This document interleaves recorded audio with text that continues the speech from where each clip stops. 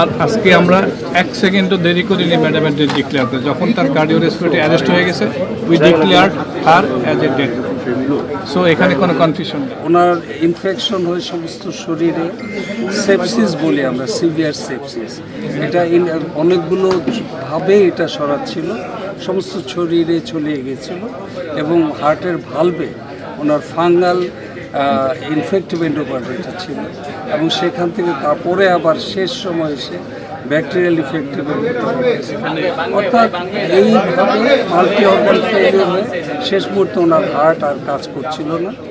Professor Shahabuddin Talukdar এবং জাফর ইকবাল এবং আমরা সবাই মনিটর করেছি এবং সকাল 6টায় ওনার হার্ট আস্তে আস্তে আস্তে তার কার্যক্ষমতা বন্ধ হয়ে 6টায় উনি মারা যাওয়ার সময় ওনার পরিবারের কে সামনে ছিলেন? ওনার পরিবারের সব সদস্য। উনি যখন মারা যান ওনার ছেলে তারেক রহমান সন্ধ্যা থেকেই ছিলেন, সন্ধ্যার পর থেকে। তার স্ত্রী ডাক্তার জুবাইদা রহমান ছিলেন, ছোট ছেলে একদম বিছানার পাশে, ছোট ছেলে তারেক রহমানের স্ত্রী শামিলা রহমান ছিলেন, জামিয়া রহমান ছিলেন, ওনার ছোট ভাই শামীম ইস্কান্দার, তার স্ত্রী, তার 2 সন্তান, ওনার অন্যান্য ভাগ্নে বোনদের ছেলেরা, এক্সটেন্ডেড ফ্যামিলি সবাই ছিলেন। কারণ আমরা তাদেরকে আগেই জানিয়েছিলাম যে আজকের দিনটা সম্ভবত সবচাইতে আমাদের জন্য সিভিয়ার এবং দুঃখজনক হতে পারে।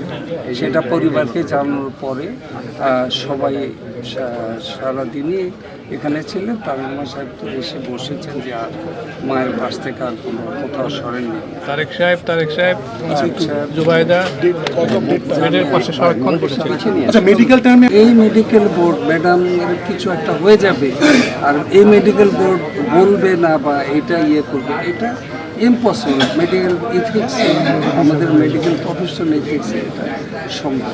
এখানে গোসল এখনকার আমাদের প্ল্যান, আমাদের দায়িত্ব হলো এখানে গোসল করানো এবং গোসল করার পরে মসজিদে রাখা।